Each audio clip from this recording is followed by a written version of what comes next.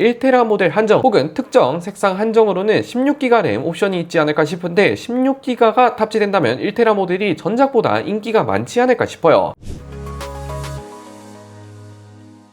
안녕하세요, IT의 진심인 남자 디노입니다. 오늘은 갤럭시 폴드 7 출시에 앞서 1년 사이에 출시된 폴드 SE와 폴드 6와 함께 어떤 점이 달라졌는지 대략적으로 빠르게 알려드릴게요. 먼저 외관부터 보면 이번 폴드 7의 가장 큰 관심사는 두께가 핵심일 것 같은데, 먼저 폴드 6도 나름 출시 당시에는 상당히 괜찮은 스마트폰 중에 하나였지만 1년 사이에 중국제 폴더블들이 굉장히 무섭게 따라왔다 보니 삼성도 급하게 SE와 폴드 7에서 두께를 확 줄여서 출시를 했습니다. 우선 폴드 6가 접었을 때 두께가 12.1mm, 펼쳤을 때 두께는 5.6mm, 엣지와 비슷한 두께를 보여주지만 몇 달 뒤에 오포라든지 비보에서 4.4mm라는 미친 두께로 출시를 해서 그런가 폴드 SE에서도 한 번 더 줄어든 10.6mm에 4.9mm에서 화면 비율까지 손바꿔서 출시를 했는데 반응이 나쁘진 않았죠. 사실 지금 와서 볼 때 폴드 6는 1년밖에 안 됐는데 이상하게 좀 두껍고 구형폰 느낌이 크게 드는 거에 비해 SE까지는 충분히 두께가 괜찮아 보이거든요. 그런데 여기서 끝이 아니라 한 번 더 줄어서 접었을 때 9mm 초반대, 펼쳤을 때는 4.5mm라는 미친 듯한 두께로 1년 사이에 20%나 줄일 예정입니다. 그래서 아이폰 16 프로 맥스 8.2mm와 비교해볼 때 이제 카드 한 장 정도 두께 차이밖에 없고, 펼쳤을 때는 S25 엣지와 카드 한 장 차이 두께를 보여준다. 여기서 더 대박인 건 무게까지 줄였다고 하는데 폴드 6가 239g으로 1세대부터 시작해서 6세대까지 야금야금 줄였긴 했지만 여전히 좀 무거운 건 사실이거든요. 폴드 SE 또한 필름4와 240g 정도를 보여주는, 솔직히 둘 다 조금 무겁긴 하지만 이번 폴드 7은 루머로는 215g으로 무려 30g이나 감량을 한 갤럭시 S25 울트라보다 가벼운 무게를 보여줄 예정이라 이렇게 되면 휴대성이 굉장히 올라간다고 볼 수가 있어요. 일단 폴드 7은 두께와 무게가 다 했다. 디스플레이도 보면 드디어 비율도 달라지죠. 폴드 6에서는 접었을 때 비율이 21대 9로 솔직히 접었을 때 사용성은 조금 길쭉해서 텍스트를 볼 때는 보기 좋지만 유튜브와 같은 영상을 볼 때는 조금 부적절한 감이 없지 않아 있었는데, 이게 폴드 SE에서 21대 9로 바뀌면서 좀 더 바형에 가까운 비율로 바뀌었거든요. 폴드 7도 SE와 똑같이 21대 9 비율로 출시를 할 예정입니다. 실사용을 해볼 때 텍스트 같은 컨텐츠에서는 서로 비슷한 느낌이지만 영상 볼 때가 굉장히 마음에 들었습니다. 셋톱박스 비율이 확연히 줄었고 쇼츠 보기에도 괜찮아졌죠. 그리고 크기 또한 좀 더 커져서 6.1인치에서 6.3인치 더 커지는 6.5인치 크기라서 크지도 않고 작지도 않고 그냥 한 손에 쏙 들어오는 일반형과 플러스 사이의 느낌이라 보시면 될 것 같네요. 펼쳤을 때는 SE와 폴드 7은 8인치에 10대 9로 좀 더 정사각형에 가까운 비율을 보여주는데, 펼쳤을 때는 사실 폴드 6와 사용성에 있어서 뭐 딱히 큰 차이가 없긴 했습니다. 텍스트 볼 때는 여전히 여백이 많이 남는 느낌이 없지 않아 있었고, 영상 비율도 뭐 크게 체감될 만한 요소가 딱히 없었지만 그래도 내부 화면이 0.4인치 더 커지는 8인치로 좀 더 커져서 시원시원해졌다는 장점은 있긴 합니다. 핵심은 접었을 때 만족도는 굉장히 높아졌다. 추가로 폴드 6까지는 S펜을 위한 디지타이저 탑재가 되었지만 SE와 폴드 7은 디지타이저가 빠져서 공식적으로 폴드 7에서는 S펜을 지원하지 않습니다. 그리고 UDC 또한 루머로는 BOE 간의 소송으로 인해 당분간 UDC가 빠져서 출시할 예정이고 폴드 7도 빠질 예정입니다. 성능도 보면 S25에서 호평을 받았던 스냅드래곤 8 엘리트 4 갤럭시 고수율 고클럭 칩셋이 탑재될 예정입니다. 그리고 램이 루머이긴 하지만 256GB와 512GB까지는 12GB 램이 탑재될 예정이지만 1TB 모델 한정 혹은 특정 색상 한정으로는 16GB 램 옵션이 있지 않을까 싶은데 16GB가 탑재된다면 1TB 모델이 전작보다 인기가 많지 않을까 싶어요. 긱벤치 6로 점수 비교를 해보면 폴드 7의 경우 싱글은 2500점 내외, 멀티코어는 900점 초반대를 기록했는데 아무래도 제품이 얇아졌다 보니까 발열 스로틀링 때문에 일반 바형에 비해서는 소폭 적은 점수를 기록했습니다. 그래도 전작과 비교해보면 확실한 성능 상승이 있다 보니까 성능 면에서는 크게 까일 일이 없긴 합니다. 그러나 3D 마크 스로틀링 테스트를 해보면 갤럭시가 스로틀링 조절을 가면 갈수록 좀 더 빡세게 걸고 있죠. 일단 안정성이 폴드 6와 SE는 50% 후반대가 나오는데, 참고로 폴드 7은 전작 대비 두께가 얇아지다 보니 발열이 좀 더 빠르게 퍼질 수밖에 없는 구조를 가지고 있어서 S25 엣지 안정성이 50% 내외인 걸 생각하면 안정성이 전작 대비 낮지 않을까 싶습니다. 그리고 발열 또한 좀 더 불가피하지 않을까 싶어요. 카메라도 보면 디자인이 살짝 바뀌긴 했어요. 폴드6와 SE에서는 호불호가 강했던 올리브링 디자인에서 폴드7은 올리브링이 빠지고 평범한 렌즈 형태로 변경이 되었습니다. 그런데 솔직히 올리브링 디자인 저는 개인적으로 크게 호불호는 아니어서 상관없긴 하지만 빠졌다. 그리고 센서가 초광각과 3배 망원뿐만 아니라 1배 메인과 2억 화소 S25 엣지와 S25 울트라에 탑재됐던 센서가 바뀔 예정이라 초광각과 3배 망원 촬영 품질은 전작과 비슷할 것 같지만 메인 사진 품질이 조금 더 좋아진다, 이렇게 보시면 될 것 같습니다. 배터리가 솔직히 말해서 가장 아쉬운 포인트 아닌가 싶은데 플립은 그나마 세대가 가면 갈수록 찔끔찔끔 올려서 플립7에서는 무려 4300mAh가 탑재되는 거에 비해 폴드는 의외로 폴드3부터 시작해서 폴드7까지 4400mAh 고정입니다. 문제는 전작보다 화면 사이즈가 커졌다는 것을 생각해볼 때 실사용 타임은 폴드6보다 살짝 더 줄었지 않았을까 싶어요. 그리고 충전 출력 또한 여전히 25W라는 점인데 45W였으면 좋을 것 같지만 25W는 확실히 아쉬운 요소입니다. 그래서 전작이 100% 완전 충전 시 1시간 20-30분 정도 걸린 것을 생각하면 배터리에서는 아마 가장 큰 불만이 있지 않을까 싶어요. 다만 내장 스피커에서는 상당히 희소식이 있는 게 갤럭시 S25부터 시작해서 엣지까지 내장 스피커가 상당히 발전을 했는데 이건 폴드6와 폴드 SE와 같이 비교해봐도 스피커 품질이 SE 쪽이 좀 더 좋다는 게 듣자마자 바로 티가 나더라고요. 폴드6에 비해서 저음이라든지 베이스가 좀 더 잘 들린다 해야 되나, 폴드7 또한 S25에서 보여준 것처럼 음질은 너프되진 않을 것이다 라고 말씀드릴게요.